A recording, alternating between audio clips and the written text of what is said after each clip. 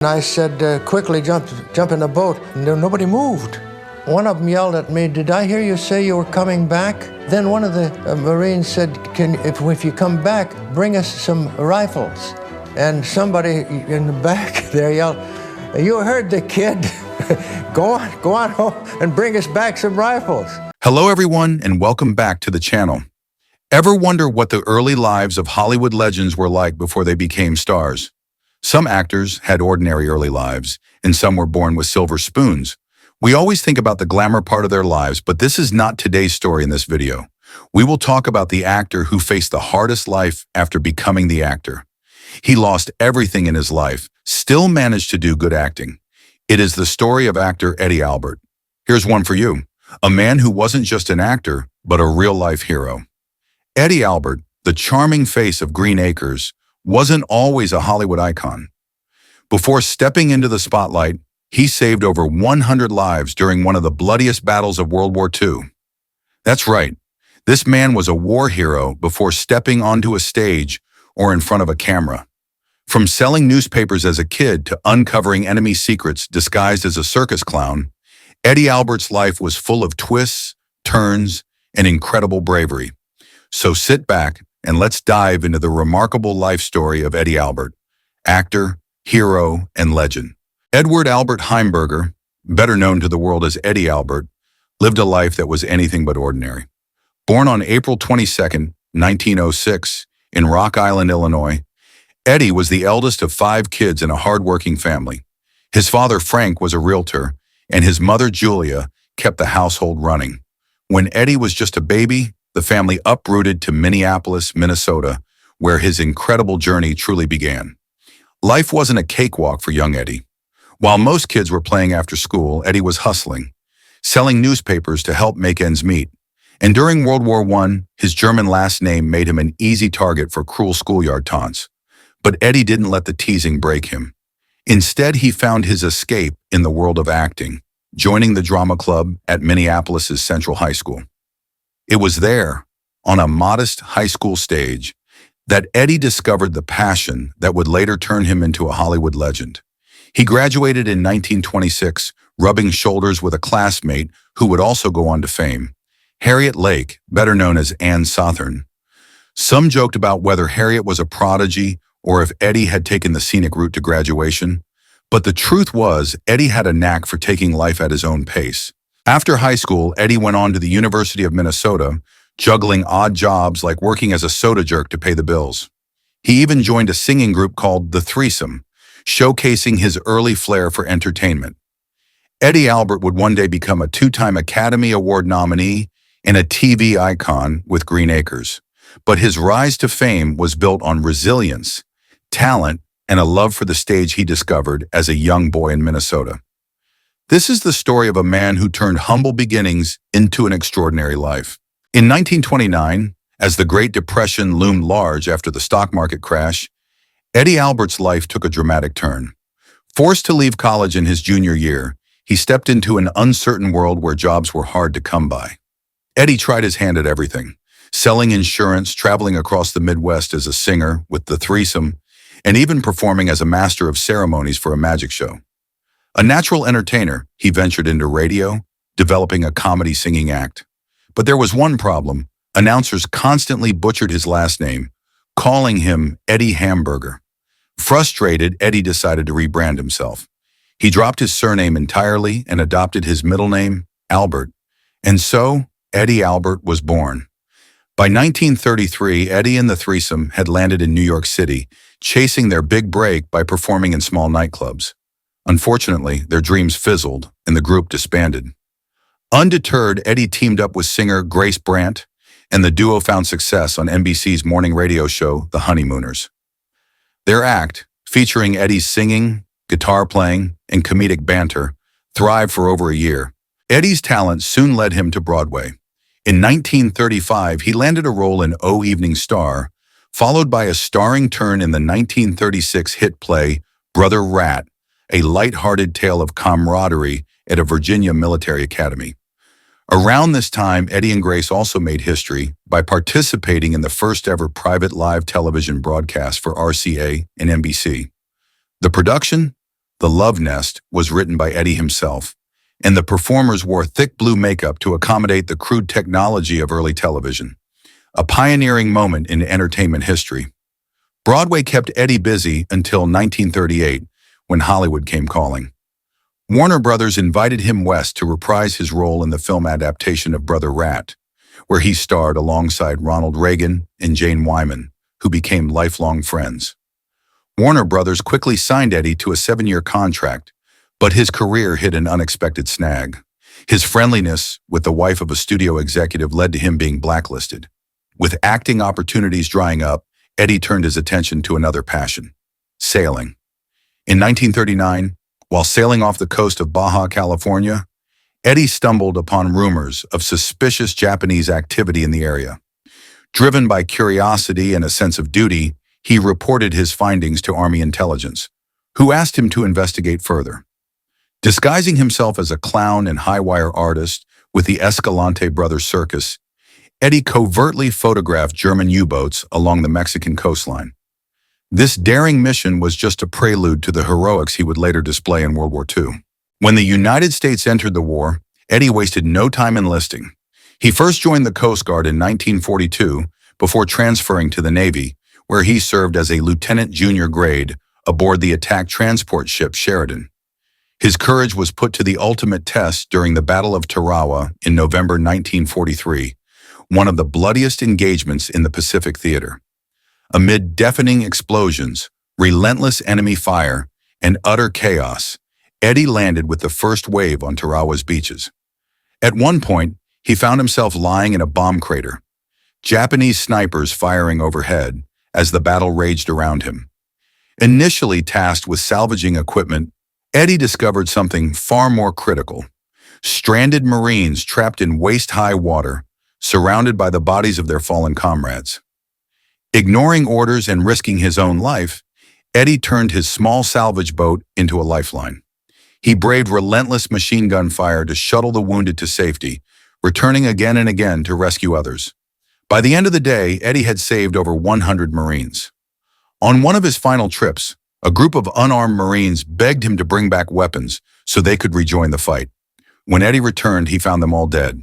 The loss haunted him for years as he carried the weight of their deaths, wondering if he could have done more. But to the Marines whose lives he saved, Eddie Albert was a hero in every sense of the word, a man who put everything on the line to save his brothers in arms. After his heroic service in World War II, where Lieutenant Eddie Albert earned the prestigious Bronze Star with a combat theme for his valor, his life took a turn toward a new chapter. On December 5, 1945, Eddie married the stunning Mexican actress Maria Margarita O'Donnell, better known as Margot. This was her second marriage and Eddie's first.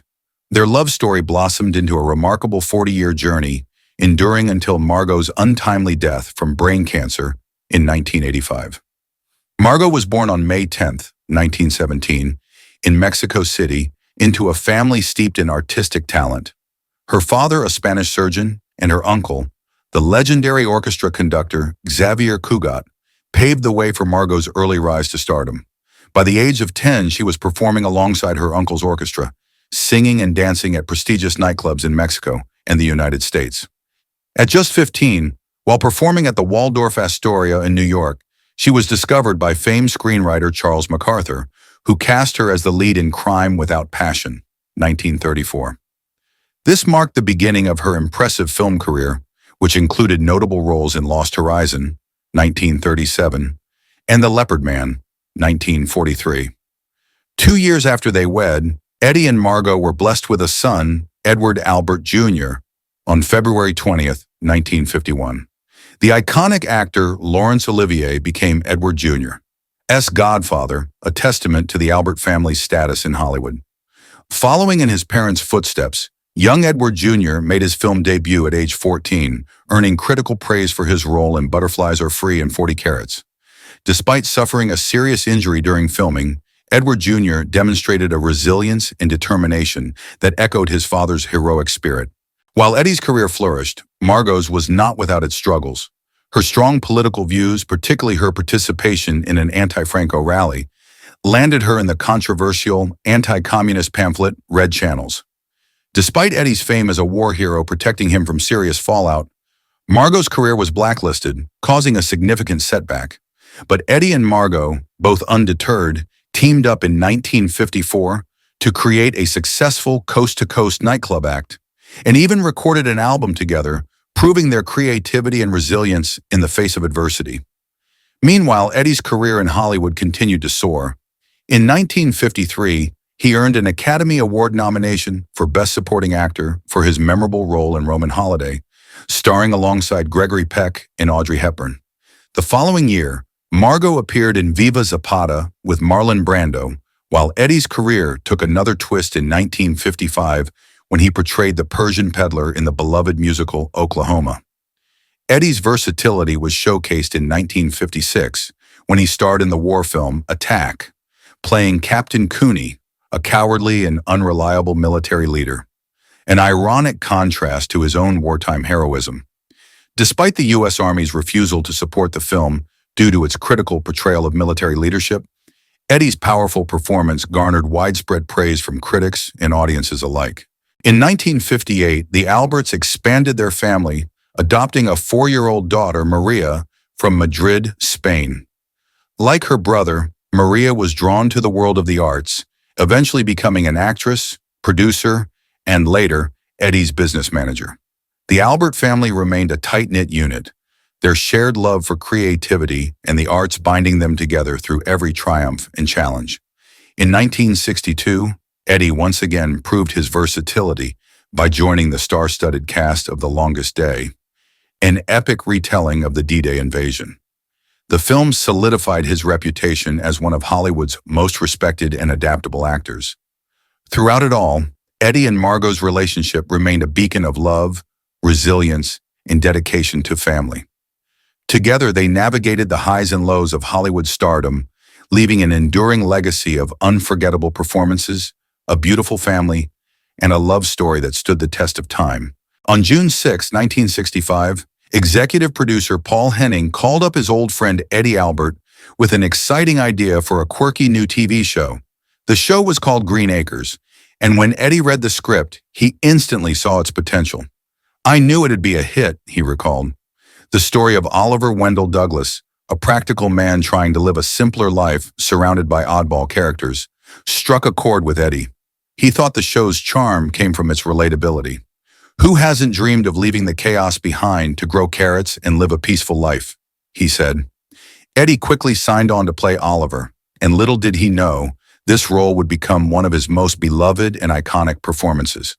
In Green Acres, Eddie Albert took on the role of Oliver Wendell Douglas, a high-powered New York attorney who traded the fast-paced city life for the peaceful yet absurd world of farming, despite having zero knowledge about it. With his suit and tie still proudly worn in the fields, Oliver drove a rusty old tractor and lived in a rundown farmhouse that he had been conned into buying from the town's slick swindler, Mr. Haney. Meanwhile, his glamorous wife, Lisa Douglas, a high-society New York socialite, hilariously resisted their rural reality. Played to perfection by Eva Gabor, Lisa found inventive ways to sabotage their country life, like cooking in pearls and high heels and whipping up hotcakes that were so tough they could double as roof shingles or truck gaskets. Eva Gabor, much like her character, oozed sophistication and charm. The youngest of the famous Gabor sisters, Zsa and Magda, Eva's life mirrored the glitz and glamour of Hollywood. Known for her beauty, wit, and multiple marriages, she famously quipped, "Marriage is too interesting to try only once." Eva's personal life was as colorful as the characters she played, but the show's charm didn't stop with the leads. Green Acres was brimming with memorable supporting characters. Tom Lester, who played Eb Dawson, the naive yet lovable farmhand, was a true Mississippi farm boy with a surprising twist. He held a degree in chemistry and biology and was the only actor in Hollywood who knew how to milk a cow. Eb, who affectionately called Oliver Dad and Lisa Mom, added a touch of wholesome humor to the mix. After the show, Lester returned to his roots in Mississippi, leaving Hollywood behind. Then there was Pat Buttram, who brought the conniving Mr. Haney to life. Mr. Haney was a master at swindling Oliver with laughably ridiculous deals, like selling overpriced materials for a long-delayed bedroom construction, only to settle for a measly $50 after an absurdly long negotiation. Pat, known for his work alongside Roy Rogers and Gene Autry, retired to Alabama after the series wrapped up, passing away in 1994.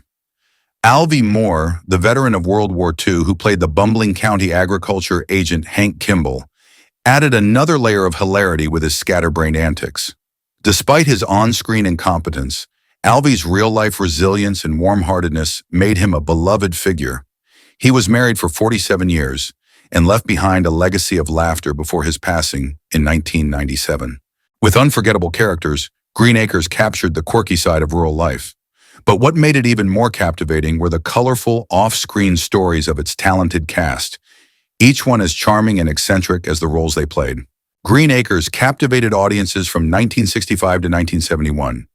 But like all good things, it came to an unexpected end. CBS decided to cancel the beloved rural comedy, ending a golden era of programming despite its widespread popularity. While many cast members struggled with the sudden change, Eddie Albert, ever the resilient spirit, pressed forward with grace. Just a year after the show's cancellation, Eddie received an Academy Award nomination for Best Supporting Actor for his moving role as Sybil Shepherd's father in The Heartbreak Kid. This was only the beginning of a new chapter in his career, which included standout roles, such as the ruthless prison warden in The Longest Yard alongside Burt Reynolds in 1974. By 1975, Eddie was back on television, starring in Switch, a clever CBS detective series where he showcased his range as a con artist turned crime fighter. However, despite the bright spots in his professional life, the greatest loss Eddie would face came in 1985. After 40 years of marriage, Eddie's beloved wife, Margot, was diagnosed with brain cancer. The battle was a tough one, and after surgery, Margot never fully recovered. On July 17, 1985, she passed away at the age of 68, leaving Eddie heartbroken but determined to keep her memory alive. The couple had built their life together in a home in Pacific Palisades, which became Eddie's sanctuary in the years following her death. In tribute to the life they had once envisioned together, Eddie maintained a cornfield in their front yard and a garden in the back, both echoes of his role as Oliver Douglas in Green Acres. In the years that followed, Eddie found comfort in his work. He and his son, Edward Jr., appeared together on Falcon Crest, where Eddie played a recurring role opposite the legendary Jane Wyman. But in 1995, Eddie's health began to decline. Diagnosed with Alzheimer's disease, he became more dependent on his son, who put his own career on hold for 8 years to care for him. Edward Jr. ensured that Eddie could remain in the home they had shared for so many years, holding his father's hand through every challenge. Despite the toll of the disease, Eddie's love for life and his humility never wavered. He often reflected on his career with quiet gratitude, saying, "I don't really care how I'm remembered, as long as I bring happiness and joy to people." His legacy, however, would be more than just his body of work. It was his ability to make people smile, even in his final years. On May 26, 2005, Eddie Albert passed away at the age of 99, surrounded by family and holding his son's hand. The cause of death was pneumonia, a complication related to Alzheimer's. His legacy endures not only through his unforgettable performances, but also through his star on the Hollywood Walk of Fame, located at 6441 Hollywood Boulevard. Eddie was laid to rest at Westwood Village Memorial Park Cemetery in Los Angeles, alongside Margot and near his Green Acres co-star, Eva Gabor. The heartbreak did not end there. Just 1 month before Eddie's death, his son, Edward Jr., was diagnosed with terminal lung cancer. Edward Jr. fought valiantly for 17 months, but tragically passed away on September 22, 2006, at just 55 years old. Eddie Albert's legacy, however, remains timeless. A life filled with love, resilience, and a dedication to bringing joy to the world, both on and off the screen. He will forever be remembered not just for the roles he played, but for the love he gave and the lives he touched.